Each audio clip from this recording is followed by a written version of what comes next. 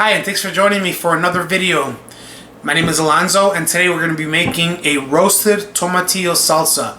Just a few ingredients to make a delicious, chunky, or smooth salsa using tomatillo tomatoes, jalapeno peppers, some white onion, a little bit of cumin, a little bit of salt, some fresh garlic, some fresh cilantro. Very, very simple. Again, this is one of those recipes, very easy to make, nothing difficult at all. A couple of variations if you'd like to make it a little bit different that I'll talk about. But other than that, it will definitely be the hit of your next party. Here's the ingredients that we're going to use again. I've got a bunch of fresh cilantro, which we'll probably use, about half of the bunch, let's say. I've got some jalapeno peppers. You can see here, nice, I got 2 jalapeno peppers. The quantity of jalapeno peppers depends on how hot you actually want to make it. A little trick I want to talk about with these jalapenos is I've realized over the years that the jalapeno peppers, see how this one has a nice shiny smooth skin? Well, it's not to say that it's not hot, but if I definitely want some heat, I'll look for the jalapeno peppers that have brown, starting to get brown wrinkly lines, not necessarily wilted or soft. You still want them nice and firm, but you'll see that they'll start to get brown lines. For whatever reason, I've noticed that that's a good indication that those jalapeno peppers are going to be hot. Now with these guys here, see they're nice and firm and shiny and smooth. It's sort of a guessing game here as far as how much heat you're going to get from these. They could be very hot, they could be more on the mild side, so it's sort of a gamble there. But here I'm going to use 2 jalapeno peppers, and the recipe will be in the description in the description area below the video here. I've also got 2 cloves of garlic. If they're large, maybe just 1 large clove. If they're sort of small or medium, maybe 2. I've got 6 tomatillos here, and as you can see, you want to pick these tomatillos nice and firm from the market, but wrapped in their husks still. And we'll just peel these away, and then you'll feel that there's a little bit of a film or stickiness to them. I think it's the tomatillos actually natural defense against bugs and critters and things like that. But you want to pick these tomatillos so they're nice and firm and still wrapped in their husks. And then we're going to use a little bit of white onion. I like white onion for this recipe because the white onion we're not going to cook. We're just going to chop it up and add it to our chunky salsa. So we want that nice intense flavor from that white onion. And I chose white onion over a yellow or a Spanish or a Vidalia because those seem to be a little sweeter, and the white seems to be a little hotter, I call it, or with a little bit of more bite from the fresh onion, from the white onion. So you get that nice flavor, and we're not cooking it, so it's gonna have a nice strong onion flavor. So we're not gonna do too much of that. We're gonna add about a quarter of this onion chopped, but you'll see in the process there that it won't be cooked. It'll be added at the very end. We'll just stir that in, and then we've got a little bit of salt, a teaspoon of salt, and then a quarter teaspoon of little ground cumin powder. So here the tomatillos have been husked, where I've taken the husk off.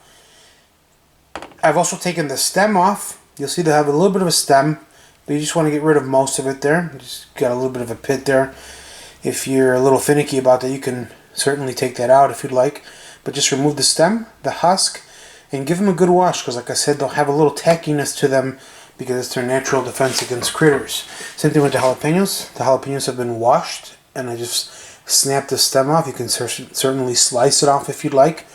I've placed them on the tray of my countertop electric oven, and I've sprayed the tray to keep them from sticking. You can easily also use a piece of foil, also with some cooking spray, so they don't stick on you, and to make for an easier cleanup. But I've placed them on this tray of my little countertop oven, drizzle them with a little bit of vegetable oil, just lightly, just a little bit to coat them, and I'm going to pop them right in.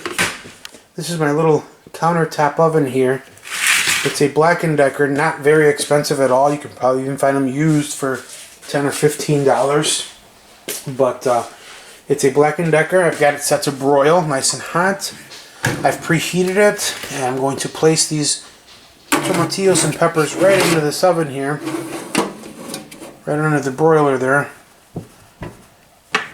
And I'm going to close that up. Again, it's set to broil, which is the hottest temperature. Right on the tray, which has been sprayed with a little cooking spray so the tomatillos don't stick. Tomatillos and jalapenos have been placed on the tray and drizzled with a little bit of vegetable oil. You'll want to broil these tomatillos in the oven until they're nice and charred all the way around. Now what I'll do is, as they're boiling and I see them start to get a little bit of color, I'll go ahead and pull the tray out, rotate it, and put it back in just to ensure even cooking. And then throughout the process, I'll even pull it out once, flip them over to get the other side. But you want them nice and charred. Don't be afraid to let that skin go nice and dark on one side and then dark on the other side. Now I'm doing this in a table or a countertop electric oven. You can easily do this even in a dry skillet with no oil. You can roast these tomatillos and peppers and char the skin by doing them in a dry skillet. Or you can do them in a very hot oven if you'd like, at 450 degrees. Same method, just place them on a cookie sheet or some kind of baking dish. Drizzle them with a little bit of oil. Pop them right in the oven, 450 degrees, just until nice and charred and blistered. I've got these here going in the in the countertop oven, and I'll show you just a minute what I'm talking about. So as you can see here, I've got the tomatillos and the jalapenos nice and roasted there. You see the skin is nice and charred. Let me zoom in there. Skin is nice and charred on the one side, so I'm going to go ahead and give them a flip, pop them right back in, maybe just for another minute or two, because we're not trying to cook the tomatillos and jalapenos all the way through. We want to leave some of that tartness from the raw tomatillo in our salsa, but we definitely want that nice caramelization that the broiler effect gives us. Now that the tomatillos and jalapenos are nicely roasted, as you can see, they're still a little firm. You may even see a little rawness in the tomatillo in the center, but other than that, they're pretty charred and nice and soft. What I'm going to do is I'm going to go ahead and place about 3 of these tomatillos right in a blender.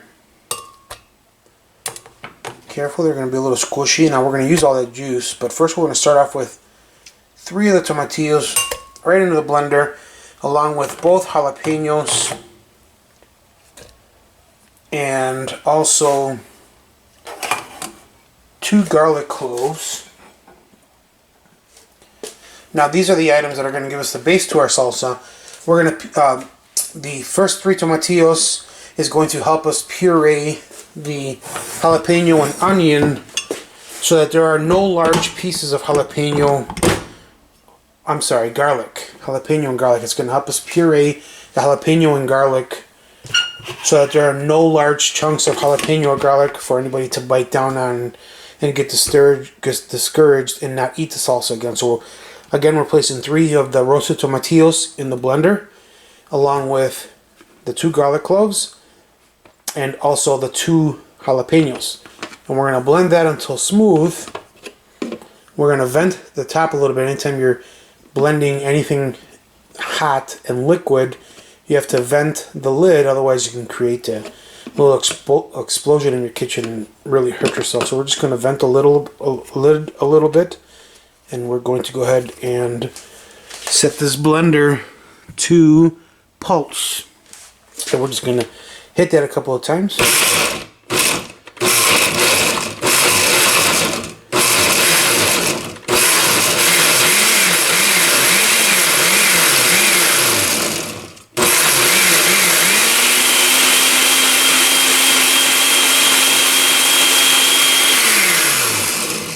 So now we've got that smooth. We're going to remove the lid. And we're going to add the rest of our tomatillo peppers, or green tomatillos, I'm sorry. We're going to add the rest of our tomatillos right into the blender. Now we've already got our jalapenos and garlic nice and smooth, so there won't be any big chunks for anybody to bite down on. I can already smell the heat from the jalapeno peppers. So we're going to add the rest of our tomatillos, and we're also going to add any juice that the tomatillos may have let out during the roasting process. I'll set that back on our blender base here. Put the lid back on. And this time, we're not going to blend it smooth. We're going to blend it just until the tomatillos start to break down and it's still a little chunky. You'll see here, I'll just pulse it. It's not going to take much because it's nice and tender already. So just once or twice, and that's pretty much it. So now that we've got that pulse together, I'll pour it into a mixing bowl. You can see, nice, thick, chunky, delicious salsa.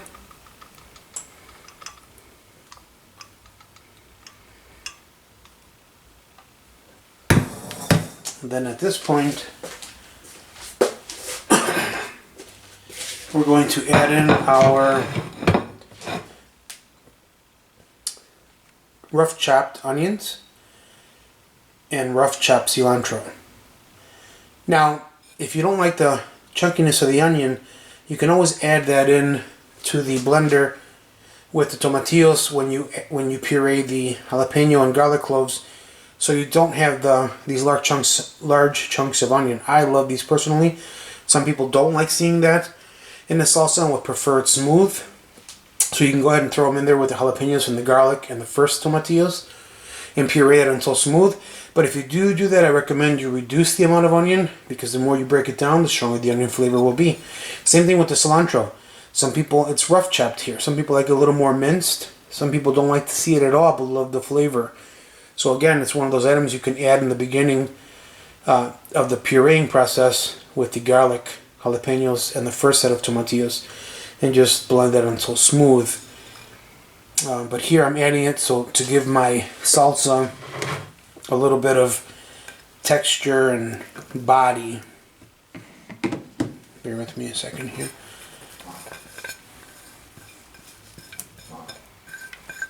So I'll just put that right into the tomatillos, and then into that we're still going to add a 1/4 teaspoon of ground cumin, and we're going to start with about a teaspoon of salt. It may require a little bit more, it may require a little bit less. I'm going to start with about a teaspoon. Hopefully that wasn't too much for this amount of tomatillos. Again, I'm really used to making large quantities of things, and here I'm actually breaking them down to smaller versions so you guys can make them at home. And we'll just stir that in.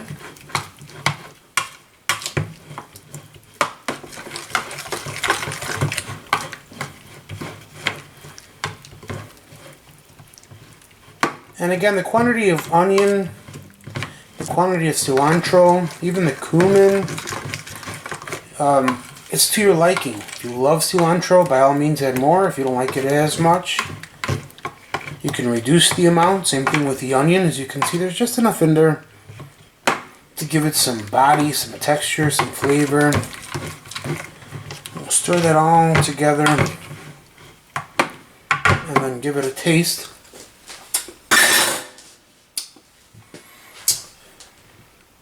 That's pretty good. So again, that was a pretty simple roasted tomatillo salsa.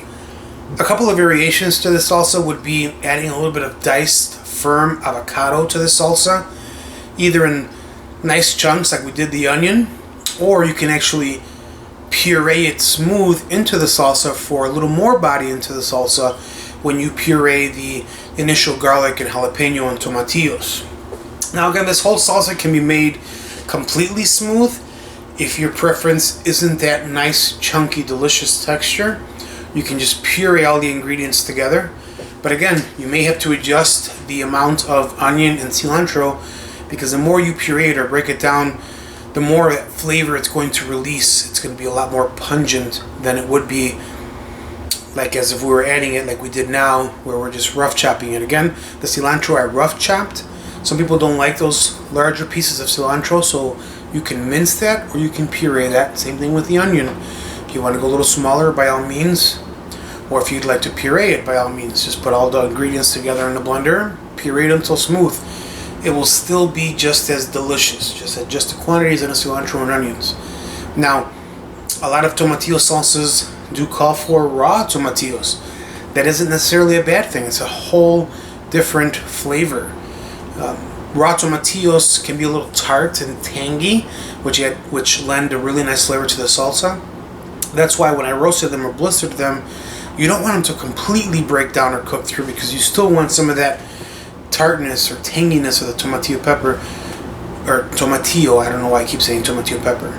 You still want some of that tanginess from the tomatillo, but that roasting it, that charring that skin really adds another depth of flavor. You'll really enjoy that one. But hope you liked the video. Let me know what you think in the comment section below.